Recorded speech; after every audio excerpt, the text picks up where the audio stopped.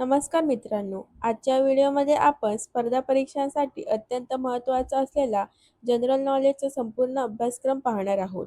तलाठी, MPSC, police भरती, ग्रामसेवक, वनरक्षक आणि इतर सर्व स्पर्धा परीक्षांची तयारी करणाऱ्या विद्यार्थ्यांसाठी हा अभ्यासक्रम खूप उपयुक्त आहे.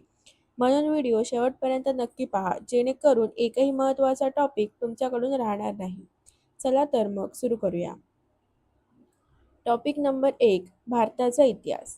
यामध्ये प्राचीन, मध्ययुगीन आणि आधुनिक भारतातील महत्त्वाच्या घटना, स्वातंत्र्य चळवळ, समाजसुधारक आणि राष्ट्रीय नेते यांवर प्रश्न विचारले जातात. उदाहरणार्थ, भारतीय राष्ट्रीय काँग्रेसची स्थापना कोणत्या वर्षी झाली? किंवा भारत छोडो आंदोलन कोणत्या वर्षी सुरू झाले? सेकंड टॉपिक, भारतीय राज्यघटना.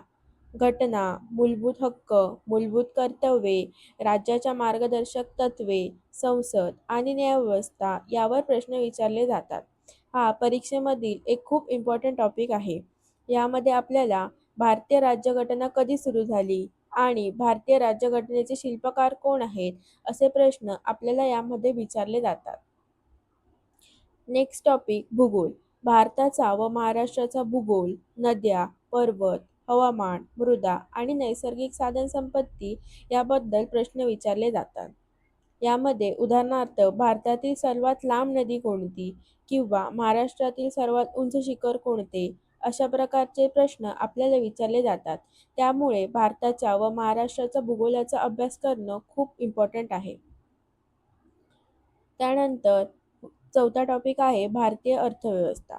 अर्थसंकल्प, जी-डी-पी, महागाई, बँकिंग, कर प्रणाली, पंचवार्षिक योजना आणि आर्थिक घडामोडी.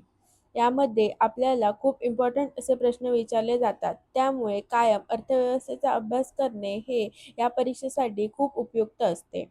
उदाहरणार्थ, भारतीय रिझर्व्ह बँकची स्थापना कोणत्या वर्षी झाली? तसेच जी-एस-टी कधी लागू झाला? हे प्रश्न यामध्ये खूप इम्पॉर्टंट आहेत. पाचवा टॉपिक, सामान्य विज्ञान.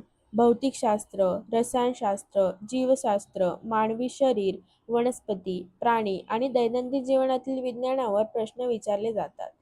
म्हणजेच physics, chemistry, bio, human biology यावर खूप इम्पॉर्टंट असे प्रश्न यामध्ये विचारले जातात. उदाहरणार्थ, मानवी शरीरातील सर्वात मोठा अवयव कोणता? किंवा मानवी शरीरातील सर्वात छोटा अवयव कोणता? तसेच वनस्पती अन्न तयार करण्याची प्रक्रिया कोणती? आणि इतर महत्त्वाचे प्रश्न यामध्ये विचारले जातात.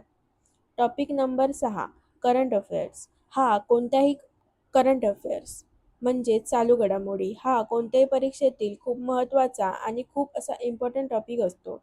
यामध्ये राष्ट्रीय, आंतरराष्ट्रीय, महाराष्ट्रातील महत्त्वाच्या घटना, पुरस्कार, योजना, क्रीडा आणि विज्ञान क्षेत्रातील ताज्या घडामोडींवर प्रश्न विचारले जातात.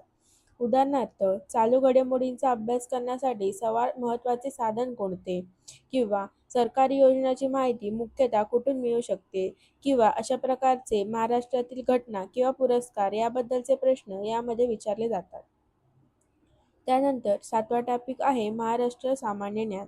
महाराष्ट्राचा इतिहास, भूगोल, संस्कृती, जिल्हे, नद्या, किल्ले, लोककला आणि महत्त्वाच्या व्यक्ती या टॉपिकवर हमखास प्रश्न विचारले जातात.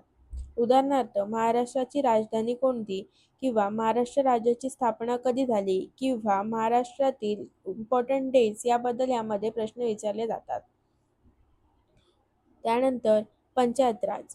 ग्रामपंचायत, पंचायत समिती, जिल्हा परिषद, सरपंच, ग्रामसभा आणि स्थानिक स्वराज्य संस्था याबद्दलचे प्रश्न यामध्ये विचारले जातात.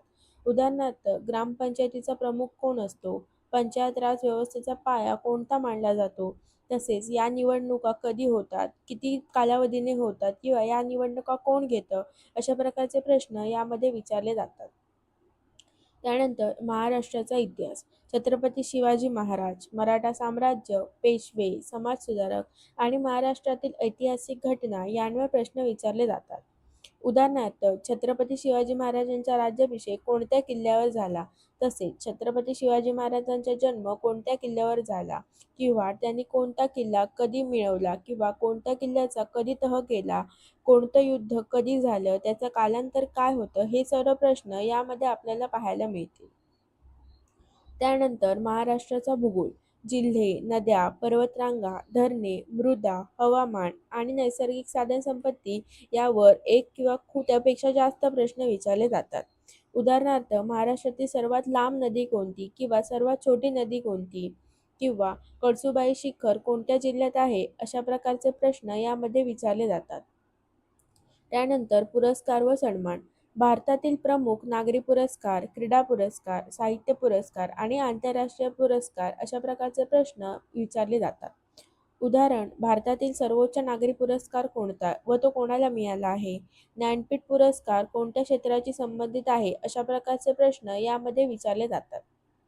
त्यानंतर संगणक सामान्य ज्ञान. संगणकाची मूलभूत माहिती, hardware, software, internet, MS office आणि सायबर सुरक्षा. उदाहरणार्थ, सीपीयूचे पूर्ण रूप काय आहे? सीपीयूचे पूर्ण रूप काय आहे? संगणकाचा ब्रेन कोणाला म्हणतात? किंवा सॉफ्टवेअर म्हणजे काय? हार्डवेअर कोणते असते? संगणकाबद्दल मूलभूत माहिती यामध्ये विचारले जाते.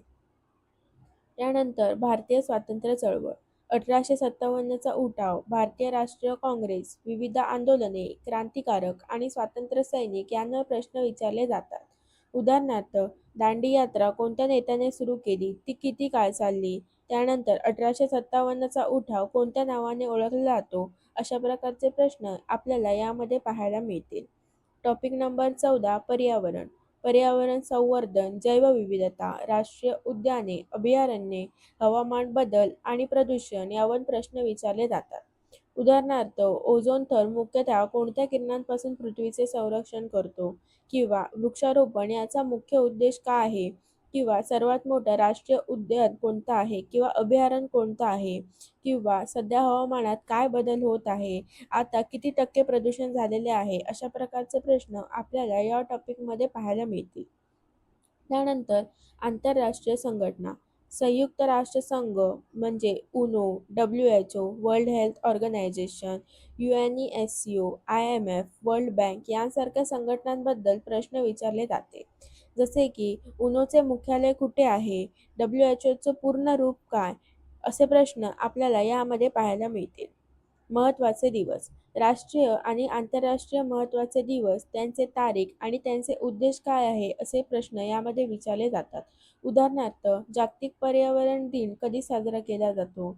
तसेच आंतरराष्ट्रीय योग दिन कधी साजरा केला जातो? त्याच्या तारखा आणि त्याचे उद्देश हे आपल्याला हमखास विचारले जातात.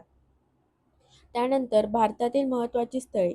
भारतातील ऐतिहासिक स्थळे, स्मारके, धरणे, मंदिर, राष्ट्रीय उद्याने आणि जागतिक वारसा स्थळे यांबद्दल प्रश्न विचारले जातात. उदाहरणार्थ, ताजमहल कोणत्या शहरात आहे? अजिंठा लेणी कोणत्या जिल्ह्यात आहे?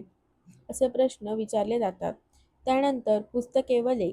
प्रसिद्ध पुस्तके, त्यांचे लेख आणि साहित्य क्षेत्रातील महत्त्वाच्या व्यक्ती. उदाहरणार्थ, गीतांजली या पुस्तकाचे लेखक कोण आहेत? किंवा श्यामची आई हे पुस्तक कोणी लिहिले? त्यानंतर नेक्स्ट टॉपिक आहे क्रीडा. आंतरराष्ट्रीय स्पर्धा, खेळाडू, क्रीडा पुरस्कार आणि खेळाची संबंधित सामान्य माहिती. उदाहरणार्थ, भारताचा राष्ट्रीय खेळ म्हणून पारंपरिकरित्या कोणत्या खेळाचा उल्लेख केला जातो? किंवा ऑलिम्पिक स्पर्धा साधारण किती वर्षांनी आयोजित केल्या जातात? असे प्रश्न यामध्ये विचारले जातात. त्यानंतर शेवटचा टॉपिक आहे विज्ञान व तंत्रज्ञान.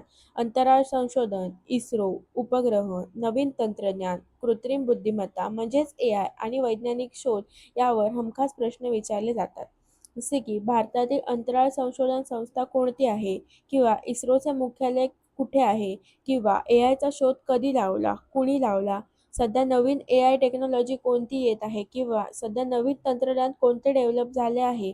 अशा प्रकारचे प्रश्न आपल्याला या टॉपिकमध्ये पाहायला मिळतात. मित्रांनो, आज आपण GK विषयाचा संपूर्ण अभ्यासक्रम पाहिला. आता या अभ्यासक्रमानुसार नियमित अभ्यास केला तर तुमची स्पर्धा परीक्षेची तयारी अधिक प्रभावी होईल. व्हिडिओ उपयुक्त वाटला असेल तर लाईक करा, शेअर करा आणि अशाच अभ्यासपूर्ण व्हिडिओसाठी आपल्या चॅनलला सबस्क्राईब करायला विसरू नका. पुढील व्हिडिओमध्ये आपण